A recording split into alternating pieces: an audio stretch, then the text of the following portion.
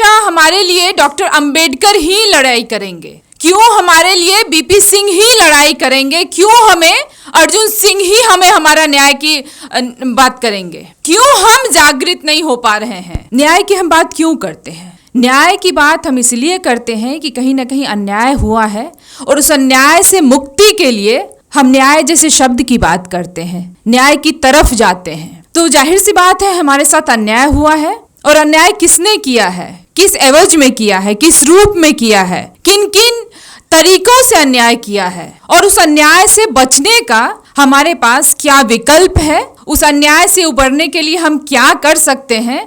जब तक हम इस बात को नहीं समझेंगे, जब तक हम इस बात की गहराई में नहीं जाएंगे, तब तक न्याय जैसी कल्पना हम नहीं कर सकते हैं। कुछ एक खास तबके के लोग हैं इसी देश में जिनकी की आबादी बहुत कम है, वो कहाँ न्याय की बात करते हैं? क्यों? क्योंकि अन्याय करने वाले लोग वही हैं। और जब तक आप अन्याय को नहीं समझेंगे, तब तक आप न्याय जैसी चीजों के लिए आप सतर्क नहीं हो सकते हैं, आवाज नहीं बुलंद कर सकते हैं, आवाज नहीं उठा सकते हैं। ये बहुत साफ बात है और इसको बहुत सावधानी से समझने की जरूरत है, बहुत साफ साफ तरीके से समझने की जरूरत है कि अन्याय किसके द्वारा किया जा रहा है और किसके ऊपर किया जा रहा है। हमारे गृह मंत्री कहते हैं कि हमने पिछड़ा वर्ग आयोग दे दिया, बहुत बड़ा काम कर दिया। बहुत अच्छी बात है, बहुत स्वागत की बात कि आपने पिछड़ा वर्ग आयोग बना दिया, 2018 में संविधान से पास हो गया। लेकिन धरातल पर क्या हो रहा है? जमीनी हकीकत क्या है? क्या पिछड़ों को उनका न्याय मिल रहा है? क्या सरकारी नौकरियों में और शैक्षणिक संस्थानों में जो हमारी आबादी है, उस आबादी का कितना प्रतिशत हिस्सा शैक्षणिक संस्थानों में है और सरकारी नौकरियों में है? इसको भी जानने की जरूरत है।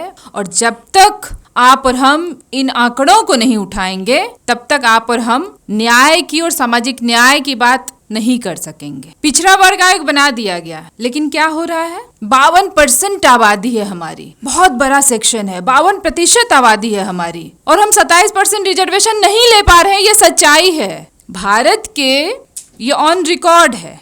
भारत के जितने भी विश्वविद्यालय हैं उसमें हजारों हजार केवल शैक्षणिक सरकारी नौकरियों में केवल मैं प्रोफेसर्स की बात कर रही हूँ कि सीटें खाली हैं। संसद में सवाल किया गया हमारे शिक्षा मंत्री से कि कितनी सीटें खाली हैं assistant professor, associate professor, professor के पद पे, तो ऑन रिकॉर्ड ये बात आती है कि 4000 सीटें खाली हैं। 4000 किसकी खाली है? रिजर्व सेक्शन वालों की। ठीक है, बहुत अच्छी बात है, आपने पिछड़ा आयोग दे दिया हमें, लेकिन पिछड़ा आयोग क्या कर रहा है? पिछड़ा आयोग ने 2018 से 2023 है, क्या मिला है हमें? आप देखिए कि मेरे पास डाटा है, मैं आपसे मैं शेयर करती हूँ कि उस डाटा में ये लिखा हुआ है कि 449 रिजर्व पोस्ट को एनएफएस कर दिया गया। कहाँ कर दिया गया? जवाहरलाल नेहरू विश्वविद्यालय और हैदराबाद सेंट्रल यूनिवर्सिटी में। आपने सुना होगा, नया एक टर्म आया है एनएफएस। आपको अयोग्य, आप अयोग्य हैं, इंटरव्यू बोर्ड ने आपको अयोग्य मान लिया। केवल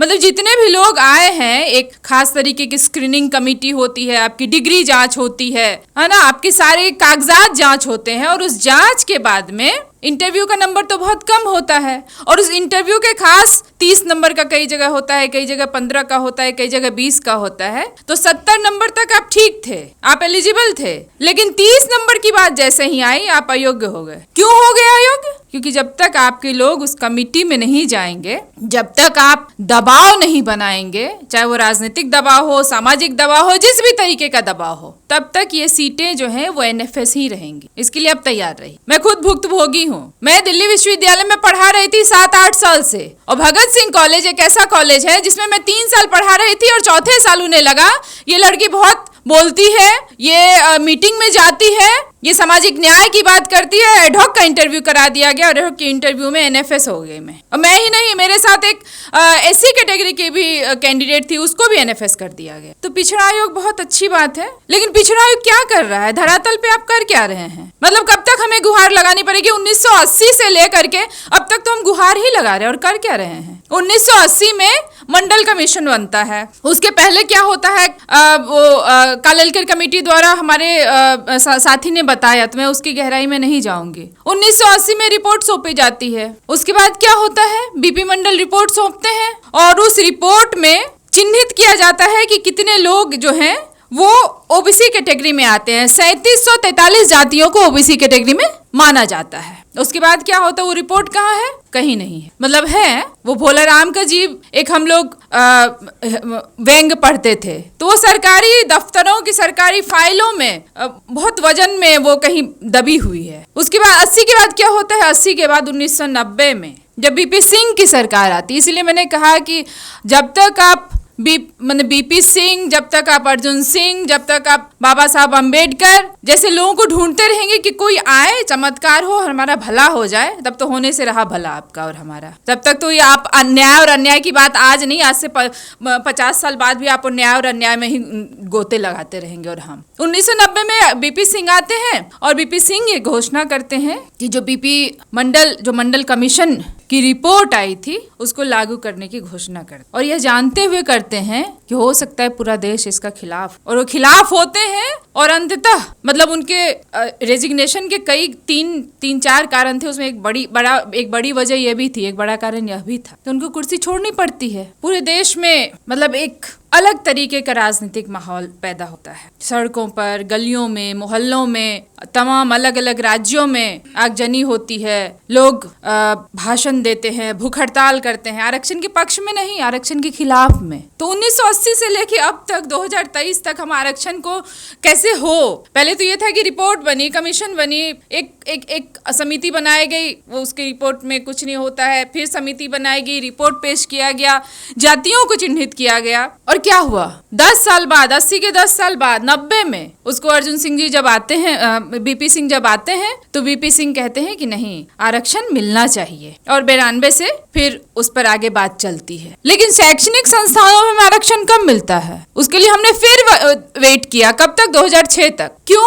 क्योंकि अर्जुन सिंह आए, और अर्जुन सिंह ने आया, अर्जुन सिंह के आने के बाद फिर शैक्षणिक संस्थानों में हमें आरक्षण की बात की जाती है। तो एक मुझे शेर याद आता है दुष्यंत कुमार का कि कहाँ तो तय था चिराग हर घर के लिए, यहाँ तो मयस्सर नहीं शहर भर के लिए। तो कहाँ तो बात थी कि जितने भी ओबीसी समुदाय के लोग हैं, ओबीसी में जितनी भी जातियों को चिन्हित किया गया है, उन सबको आरक्षण दिया जाएगा। कहाँ? सरकारी नौकरियों में, शैक्षणिक संस्थानों में। और यहाँ तो आलम यह है कि बड़ी मुश्किल से, बड़ी मशक्कत से पैसे जोड़ने के बाद जब माता पिता अपने ओबीसी बच्चों को मतलब स्कूल का रास्ता दिखाते हैं, उस स्कूल के बाद विद्यालय और महाविद्यालय और विश्वविद्यालय तक का रास्ता दिखाते हैं, उसके बाद एक नया टर्म आ जाता है NFS, तो कहाँ लड़िएगा। तो मेरी आप लोगों से गुजारिश है कि अपने कंधों का भार, अपने शरीर का भार हम अपने कंधों पर लेकर चलें, और कंधों से मतलब है कि अपने समुदाय का हम सब एक जिम्मेदार नागरिक हैं, और हमें लगता है कि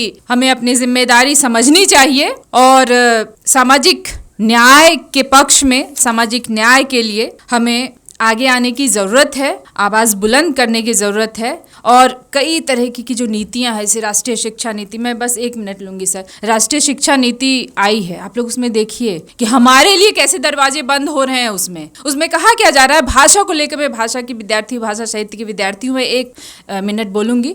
उसमें कहा जा रहा है कि भाषा जो है वो तमाम क्षेत्रीय भाषाओं में पढ़ाई लिखाई होनी चाहिए, बहुत अच्छी बात है। तो सारे जितने भी प्राइवेट स्कूल हैं, अंग्रेजीदान स्कूल हैं, विद्यालय हैं, विश्वविद्यालय हैं, जो लवली, शारदा, जिंदल, शिवनादर, उनके बारे में आपका क्या कहना है? इस पर भी बात होनी चाहिए, हम इस पर भी सवाल करेंगे। हम अंग्रेजी पढ़ेंगे और क्षेत्रीय भाषा को जानते हुए पढ़ेंगे, अपनी मातृभाषा और भारतीय भाषाओं को जानते हुए पढ़ेंगे, लेकिन हम अंग्रेजी पढ़ेंगे। आप हमें अंग्रेजी से बेदखल करने की कोशिश मत कीजिए, क्योंकि जब मैं हिंदी की हूँ, और हो सकता है बहुत लोगों को लगे भाषा, किसी भी भाषा से हमारी कोई परहेज नहीं है। आप चाइनीज सीखिए, आप फ्रेंच सीखिए, आप ये सीखिए, आप वो सीखिए, उससे दिक्कत क्या हो सकती है? आपका संसार वृहद होता है किसी भी भाषा को जानने से। तो अंग्रेजी से हमें परहेज नहीं होना चाहिए। क्यों परहेज करें? हम अंग्रेजी जानते हुए भी हम अपनी क्षेत्रीय भाषा और मातृभाषा को जान सकते हैं। दोनों में कोई भिन्न कोई उसमें अलग अलग बातें नहीं है। दोनों एक दूसरे को, कोई भाषा आपको समृद्ध करती है, आपके व्यक्तित्व को, आपकी संस्कृति को, आपको कला, साहित्य, तमाम चीज़ों को जानने में भाषा आपकी कभी बाधा नहीं हो सकती। तो हम अंग्रेजी सीखेंगे। अब सरकारी स्कूलों में शुरू कीजिए, या ये जितने भी शिक्षण संस्थान है जिसमें लाखों लाख रुपए लग रहे हैं, उस पर आपकी क्या राय है? हम ये भी जानना चाहते हैं। इन्हीं शब्दों के साथ आप सबका बहुत बहुत शुक्रिया।